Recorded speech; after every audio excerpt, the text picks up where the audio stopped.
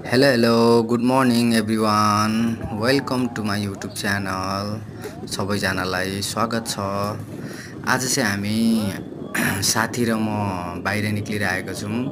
बाहिर विशेष कामले गर्दा निक्लिएको थियौँ अनि त्यसै कारण साथीले जाउँ न त कुइनेटारतिर घुम्नलाई भन्नुभयो र हामी कुइनेटारतिर लाग्यौँ। कुइनेटार आउनको लागि चाहिँ हजुरहरूले उर्लाबारी आएर सिधै मधुमला जाने बाटोबाट सिधै जङ्गल, सानो जङ्गल आउँछ एउटा, जङ्गलको बाटो जाने सिधै बिचमा आएपछि एउटा के अरे फलैचा आउँछ, फलैचाबाट देब्रे साइड लिएर जाने सिधै आक्को आइ गरेपछि तपाईको पहाडको फेदी आउँछ। एकदम राम्रो ठाउँ, एकदम सुन्दर हैन। बाटोहरू पनि कति राम्रो है। घुम्नको लागि चाहिँ जे होस् एउटा राम्रो ठाउँ भनौँ न। भर्खरै बनाउँदै हुनुहुँदो रहेछ, यसको ऊ चाहिँ गर्दै हुनुहुँदो रहेछ भर्खरै।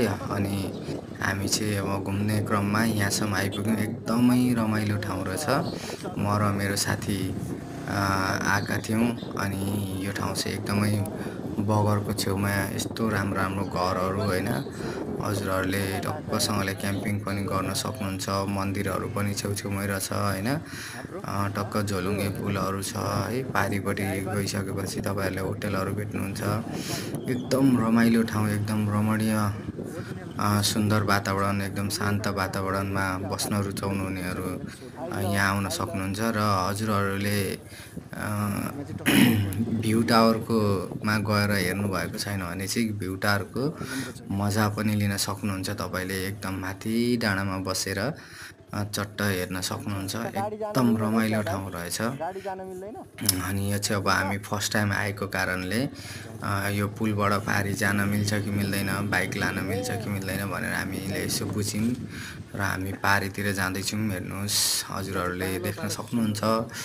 एकदमै रमाइलो ठाउँ रहेछ। हजुरहरू पनि घुम्न आउन चाहनुहुन्छ भने स्वागत छ हजुरहरूलाई। हामीलाई चाहिँ एकदमै रमाइलो लाग्यो। अब हजुरहरूलाई कस्तो लाग्छ? तीर्थले चाहिँ हाम्रो राइड चाहिँ एकदम एक्सपिरियन्स हो क्या, किनभने लगभग 14-15 वर्षको एक्सपिरियन्स छ।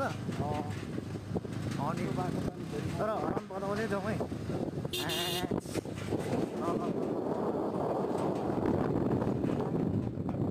14-15 वर्षको एक्सपिरियन्स त्यत्तिकै हुन्छ।